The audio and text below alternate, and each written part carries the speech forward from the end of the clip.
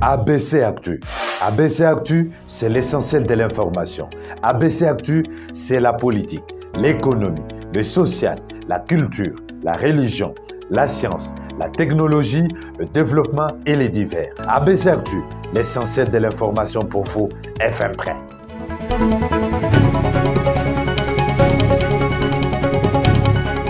L'actualité de la RDC, c'est avec ABC Actu sur ces directs. À la une ce soir, les élus nationaux ont rejeté la proposition de loi sur la transplantation d'organes du corps humain lors de la plénière de ce mercredi. Un élément à suivre avec plus de détails. Le gouvernement provincial du Congo central a fait une déclaration de mise en garde concernant la vidéo qui a circulé sur la toile, mettant en avant-plan le gouverneur Guy Bandou. Un élément à suivre dans ce journal.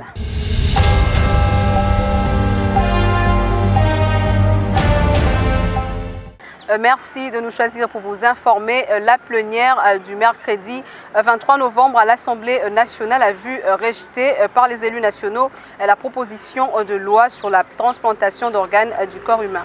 Plus de détails en commentaire. Mercredi 23 novembre 2022, dans la salle des congrès, les élus nationaux se sont retrouvés en plénière avec 2 points à l'ordre du jour, à savoir l'examen et le vote de la proposition de loi relative à la transplantation d'organes, tissus et cellules du corps humain, ainsi que l'examen et les votes du projet de loi modifiant et complétant la loi numéro 73/021 du 20 juillet 1973 portant régime général de biens, régime foncier et immobilier. Faisant l'économie de cette proposition de loi, les députés nationaux Mondole Essoli Banza Léon, président de la commission socio-culturelle, a indiqué que sa commission a reçu du bureau de l'Assemblée nationale la charge d'examiner en seconde lecture la proposition de loi relative à la transplantation d'organes, tissus et cellules du corps humain. Pendant 10 jours, la commission a travaillé en étroite collaboration avec le sénateur Tayumba Lufunda en sa qualité d'auteur de la proposition, y compris d'autres personnalités ayant l'expertise en la matière. À la suite du débat général, ce texte de loi a été renvoyé à son auteur. Pour le député national Freddy Mbakata, a par motion d'ordre sollicité et obtenu l'arrêt du débat à la suite de l'inopportunité d'une telle loi dans le pays. La plénière, dans sa souveraineté, a décidé d'arrêter prématurément le débat. On n'a pas accordé la chance à ce que le débat continue et que la commission qui avait examiné la loi puisse se mettre à répondre à des préoccupations des collègues. Hélas, on vient d'arrêter une initiative très importante pour la République. Il reste un grand trou. Il reste un grand trou parce que toutes les préoccupations qu'ils ont soulevées, la sécurisation des organes des Congolais, ces préoccupations vont demeurer et la situation peut-être va s'accentuer. S'agissant du projet de loi foncière, 35 députés ont soulevé des préoccupations et suggestions auxquelles le ministre Aimé Sakomi Molendo répond dans 48 heures. Cependant, je m'interroge, est-ce que pour le moment, il y a opportunité d'avoir une loi pareille dans notre pays? Est-ce que dans notre pays, la transplantation d'organes est devenue un problème majeur de santé publique? Mais alors, pourquoi on va vite en besogne? Pourquoi n'ouvrez pas une porte qui va permettre beaucoup d'abus dans notre pays? Je vous donne un exemple simple. Le don de sang, qui est normal, qui est accepté, mais il y a beaucoup d'abus. Il y a des jeunes gens qui ne vivent que de ça. Chaque mois, ils vont vendre leur sang. Il faut beaucoup d'intelligence du personnel médical pour détecter que vous étiez là, tel mois, ceci. Non, il ne le faut plus donner. Mais maintenant, si on ouvre une porte grandement comme ça, c'est très dangereux. Que la plénière avait été suspendue pendant quelques temps car le président Bosso devait recevoir le mémo de la Fondation Orange déposé par Mme Ketia Olangi.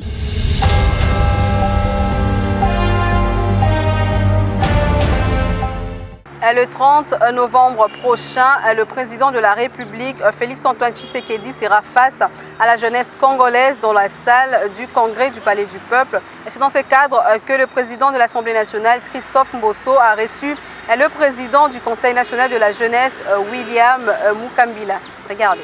En perspective de la rencontre entre les chefs de l'État, Félix Tshisekedi et la jeunesse congolaise, le président du Conseil national de la jeunesse, CNJ, William Mukambila, a été reçu le mercredi 23 novembre 2022 par le président de la Chambre basse du Parlement, Christophe Mbosso Kodiampouanga. Une rencontre qui s'inscrit dans le cadre d'harmoniser les vues des préparatifs, des échanges historiques entre le numéro 1 de la République et la jeunesse congolaise réunie. Au sortir de son tête-à-tête avec Christophe Mbosso, William Mukambila s'est confié à la presse. En prélude de cette grande activité qui va se tenir ici le 30 novembre au Palais du Peuple qui met en face la jeunesse congolaise avec le chef de l'État, il était impérieux de pouvoir rencontrer le président de l'Assemblée nationale pour enfin nous accommoder sur le préparatif de cette grande messe de la jeunesse.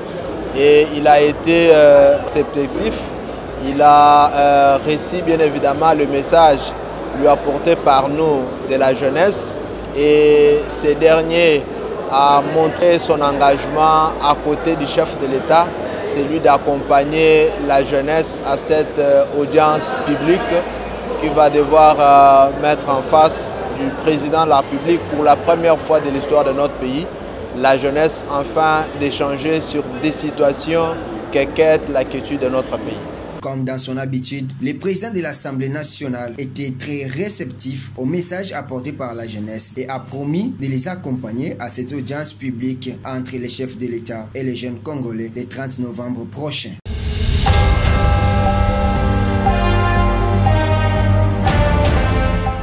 La République démocratique du Congo est détentrice de plus de 60% de minerais stratégiques mondiaux qui vont faire l'économie de demain et cause principale de la guerre lui opposée. Une pensée du chef de l'État dont les chercheurs et stratèges en investissement Patrick Onoya réfléchit par une lettre ouverte pour démontrer comment relever les entreprises publiques de l'État œuvrant dans ces secteurs, la Sokimo et Sakima, pour mettre fin à la guerre à l'est de la RDC. Regardez. Pour mettre fin à la guerre à l'est de la République démocratique du Congo, il faut considérer plusieurs autres fronts en plus du front militaire et diplomatique. Les fronts économiques doivent retrouver les niveaux de nos pays frontaliers, s'exclame Patrick Onoya dans une réflexion ouverte qu'il a rendue publique ce mercredi sur ses comptes officiels. En effet, les chercheurs, lobbyistes, stratèges en investissement s'est dit choqués de constater qu'avec plus de 60% des minéraux stratégiques qui se trouvent sur le sol de la République démocratique du Congo, l'RDC ne compte pas d'entreprises d'extraction des minéraux de haute technologie, alors que le Rwanda et l'Ouganda ne cessent de progresser sur ces points. Il est donc normal de constater cette guerre interminable à l'est de la République démocratique du Congo, d'où il faut relever les entreprises telles que la Sokimo et la Sakima. Tous les contrastes soulevés sont pour amener les centres commerciaux des minéraux en RDC et surtout poser des actions, car cela poussera les investisseurs et les acheteurs étrangers de négocier directement avec la RDC. Pour y arriver, cela nécessite une détermination et la prise de conscience de tout un chacun et une volonté politique.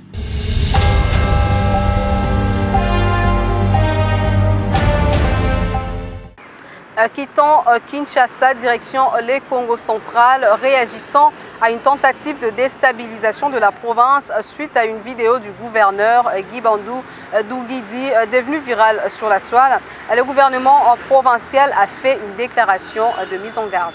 Déclaration du gouvernement provincial du Congo central en rapport avec la tentative de déstabilisation de l'exécutif provincial.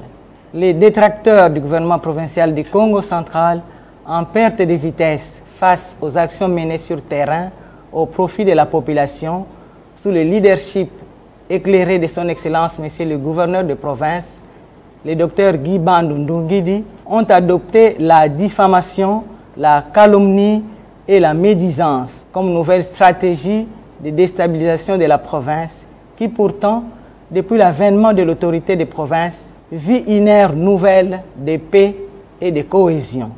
Le gouvernement provincial, sous l'autorité du chef de l'exécutif provincial, affirme que rien ne pourra freiner sa détermination à matérialiser son programme d'action qui, par ailleurs, s'inscrit dans la nette vision du chef de l'État, son Excellence M. Félix Antoine Tshisekedi Tshilombo, dont les résultats sont déjà visibles sur toute l'étendue de la province. Le gouvernement provincial invite le peuple Congo à la vigilance et à l'unité pour déjouer toutes les velléités de déstabilisation de ces institutions à l'heure où la cohésion provinciale est indispensable pour atteindre le développement de notre chère province. Enfin, le gouvernement provincial réaffirme son soutien au chef suprême des armées, son Excellence M. Félix Antoine Tshisekedi Tshilombo, chef de l'État, au FARDC et à tous les services de sécurité qui sans cesse s'emploient à ramener la paix à l'est du pays, victime d'une agression injuste et barbare.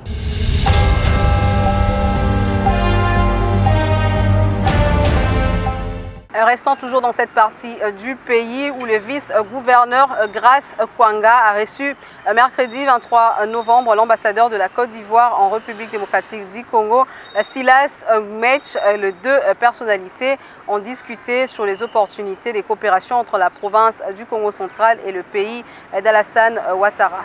L'ambassadeur de la République de Côte d'Ivoire, Silas Metch, était l'hôte du vice-gouverneur du Congo central, Grace Kwanga Bilolo, ce mercredi 23 novembre 2022 à Matadi. C'était au cours de l'audience lui accordée. Les deux personnalités ont en présence de l'honorable Miller Lutelo Yudi, député national élu de Matadi, discuté autour des opportunités en matière de coopération entre la République démocratique du Congo et la République de Côte d'Ivoire, qu'elles ont en termes d'entité décentralisée. Après quelques mois passés à Kinshasa, il m'a paru nécessaire de faire un déplacement à l'intérieur du pays pour toucher du doigt la réalité et voir un peu aussi les opportunités en matière de coopération entre la République démocratique du Congo et la République de Côte d'Ivoire.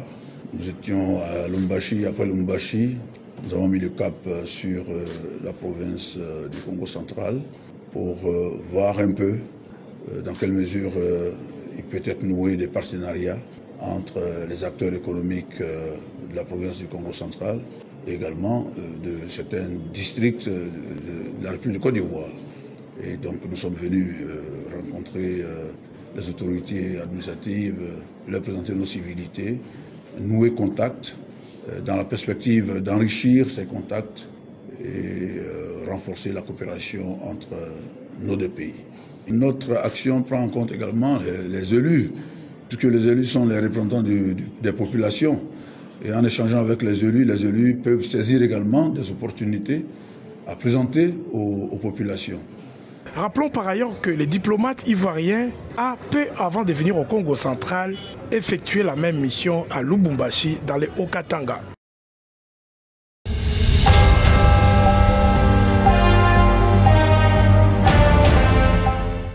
D'une province à une autre, la gouverneure de la Tchopo, Madeleine Nikomba, a procédé mercredi au lancement d'un atelier de réflexion sur la question de bois énergie. Regardez. Ces assises de 2 jours d'une haute portée pour l'entrepreneuriat et la protection de l'environnement dans la Tchopo sont organisées par le Centre international de recherche forestière CIFOR. Elles rassemblent les fabricants des foyers améliorés, regroupés dans une association de 4 entreprises, les producteurs du charbon amélioré ainsi que les planteurs d'arbres dans le paysage de la cité de Yangambi. L'environnement étant l'un des piliers du programme d'action du gouvernement provincial, Madeleine Nikomba Sabangu rappelle que l'écosystème de sa province est confronté à des réels défis que lui impose l'épuisement des ressources naturelles constatées ça et là. Continuer à puiser sans mesure dans ces ressources constitue un danger pour l'environnement et pour l'humanité. Nos forêts, notre écosystème sont sous la pression de notre croissance démographique et nos activités qui leur infligent réelle déconstruction. De cette façon, pour éviter les démeublements sauvages de nos forêts, il sied que nous puissions déconstruire notre manière de les utiliser en réduisant nos dépenses en combustible. Et cela est possible par la construction de bonnes pratiques qui puissent veiller à la survie de nos forêts. En vue d'encourager ces entreprises locales, séance tenante, la gouverneure de province achète quelques foyers améliorés. Ici est de souligner que les foyers améliorés permettent d'économiser des quantités importantes de combustible nécessaires à la cuisson des aliments. C'est ainsi que le CIFOR promeut l'utilisation de foyers améliorés dans l'objectif de contribuer à la diminution de la pression sur les forêts fortement menacées par la coupe du bois de chauffe en diminuant le taux de la déforestation et en contribuant ainsi à la protection de l'environnement.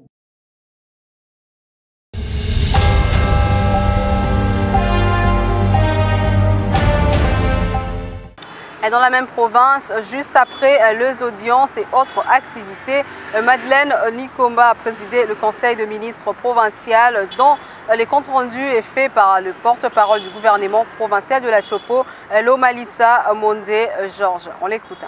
Compte rendu de la deuxième réunion du Conseil des ministres du mercredi 23 novembre 2022.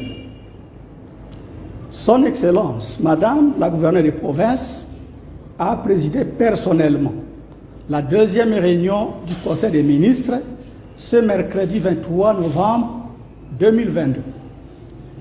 Un seul point était inscrit à l'ordre du jour, à savoir examen et adoption de 2 avant-projets d'édit, dont les portant budget rectificatif exercice 2022 et l'autre portant budget exercice 2023. Son Excellence Madame la gouverneure des provinces a attiré l'attention des ministres provinciaux sur le fait que la réunion du Conseil des ministres de ce jour est convoquée en toute urgence pour permettre le dépôt de ces 2 avant-projets d'édit à l'Assemblée provinciale dans les délais constitutionnels. Il a appelé chacun à un examen minutieux de ces 2 documents en vue d'un travail bien élaboré. Pour rafraîchir la mémoire des membres du Conseil des ministres, Son Excellence Madame la gouverneure a accordé la parole au ministre provincial ayant le budget dans ses attributions afin de présenter l'économie de 2 textes sous examen. Prenant la parole, le ministre provincial ayant le budget dans ses attributions a souligné le fait que 1. L'avant-projet d'édit portant budget rectificatif a son pesant d'or dans le fait que le budget exercice 2022 est en cours d'exécution. Les actions prioritaires amenées par le nouveau gouvernement provincial non prévues dans le budget exercice 2022 devraient être intégrées en vue de leur exécution au dernier trimestre de l'exercice budgétaire en cours. Moyennant certains amendements, les 2 projets d'édit ont été votés à l'unanimité.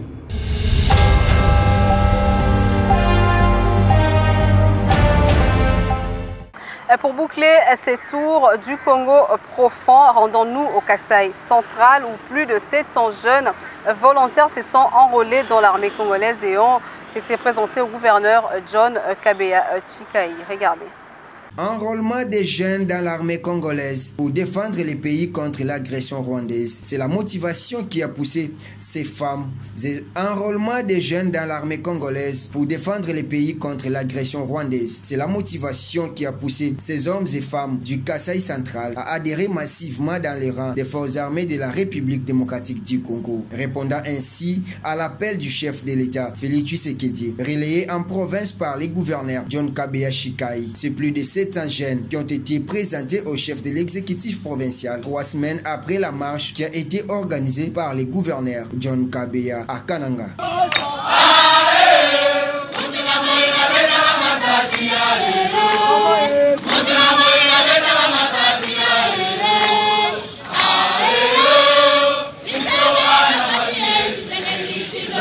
émis par cette détermination des jeunes Kassaïens. Le gouverneur les a encouragés en ces termes.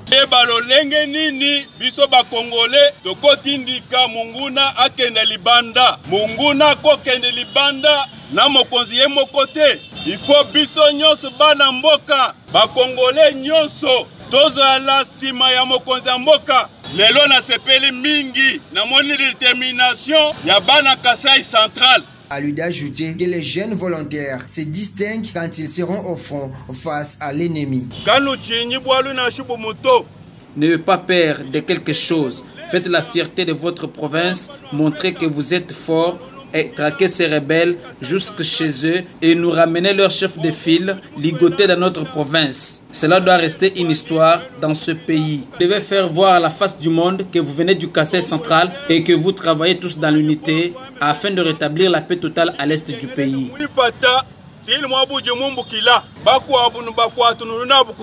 Retenez qu'il s'agit du premier lot et devra quitter le Kasaï central le samedi 26 novembre 2022 à destination de Kitona.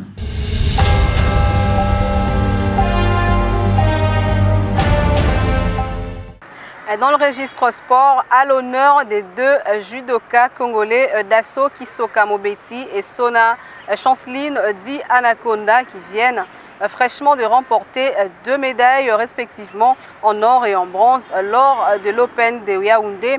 La coordination nationale de judo de la RDC a organisé ce mercredi un caravane motorisé partant de l'aéroport de Njili jusqu'aux différentes artères de la ville, province de Kinshasa. Regardez. On n'échouera jamais et le judo congolais toujours en avant. C'est cette phrase remplie d'optimisme prononcée par le numéro 1 de la coordination nationale de judo congolais, Maître Nico Lianza Likwale, qui a sanctionné ces caravanes motorisées organisées par la coordination à l'honneur de 2 judokas congolais qui ont raflé 2 médailles à l'Open de Yaoundé depuis ce dimanche 20 novembre. Dasso Kisoka Mobeti, sacré champion d'Afrique en raflant la médaille d'or dans la catégorie des moins de 60 kilos. Et Sona Chanceline Di Anaconda, par contre, elle a raflé la médaille de bronze en moins de 78 kilos. Tout d'abord, nous allons remercier le Seigneur Jésus-Christ. Il nous a fait signer souffle, sagesse, intelligence, pour que nous ayons la médaille d'or la deuxième sortie. Nous allons féliciter le ministre des Sports, Serge Kondé. Merci papa. Pour nous mettre une coordination en place pour tout le monde à Makambo. Sentiment derrière nous, entraînement, la liste des voyages à Cameroun. Na kepe na bondi na 8 titres na bimi 3e place dans la zone SM.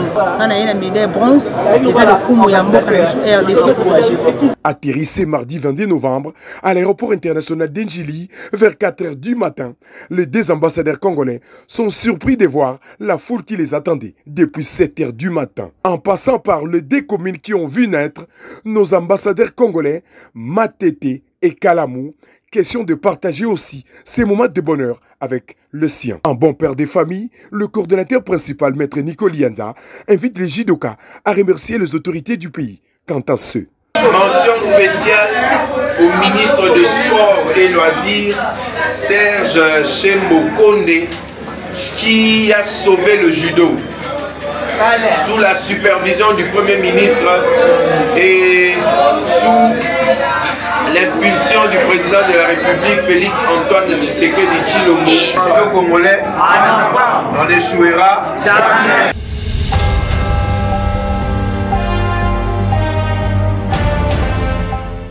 Cette nouvelle marque la fin de cette session d'information. Place au rappel de titre. Les élus nationaux ont rejeté la proposition de loi sur la transplantation d'organes du corps humain lors de la plénière de mercredi, un élément que vous avez suivi avec plus de détails dans ce journal. Et le gouvernement provincial du Congo central a fait une déclaration de mise en garde concernant la vidéo qui a circulé sur la toile mettant en avant-plan le gouverneur Guy Bandou, un élément que vous avez suivi dans ce journal. C'est la fin de ce journal. Merci à tous de l'avoir suivi. Bonne suite de programmes sur nos antennes.